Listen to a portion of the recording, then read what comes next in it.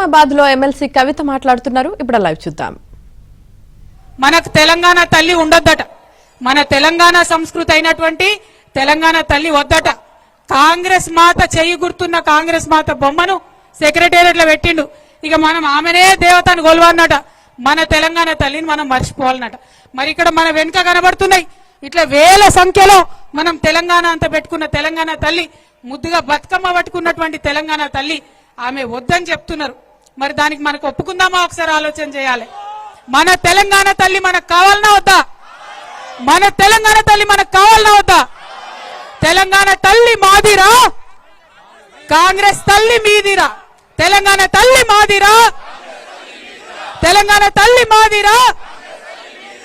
మరి మన సంస్కృతి మీద, మన పొట్ట మీద, ప్రతి ఒక్క అంశం మీద దాడి చేస్తున్నటువంటి కాంగ్రెస్ సర్కార్ని ఖచ్చితంగా ఎదిరిద్దాం. ఎన్ని కేసులు పెట్టినా, ఎన్ని నిర్బంధాలు చేసినా భయపడేదే లేదు. నిజామాబాద్ జిల్లా అంటే బీఆర్ఎస్ కు అడ్డా.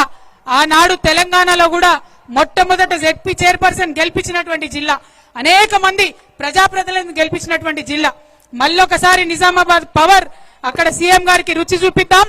ఖచ్చితంగా ఆయన వాగ్దానం చేసినటువంటి అంశాలన్నీ కూడా సాధించుకుంటామని మీకు తెలియజేస్తూ, మీ అందరి దగ్గర కూడా ఇంత అపురూపమైనటువంటి స్వాగతం ఇచ్చినటువంటి ప్రతి ఒక్కరికి హృదయపూర్వకంగా నా నమస్కారాలు తెలియజేస్తూ, ముఖ్యంగా మా ఆడబిడ్డలకు మళ్ళొకసారి హృదయపూర్వకంగా ధన్యవాదాలు తెలియజేస్తూ సెలవు తీసుకుంటున్నాను.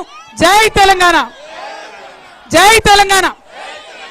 ఇగో జై తెలంగాణ అన్నప్పుడు చేయతనోళ్ళని ఏమంటారే? జై తెలంగాణ, జై కేసీఆర్, జై బీఆర్ఎస్, జై తెలంగాణ. కేసీఆర్ గారి నాయకత్వం.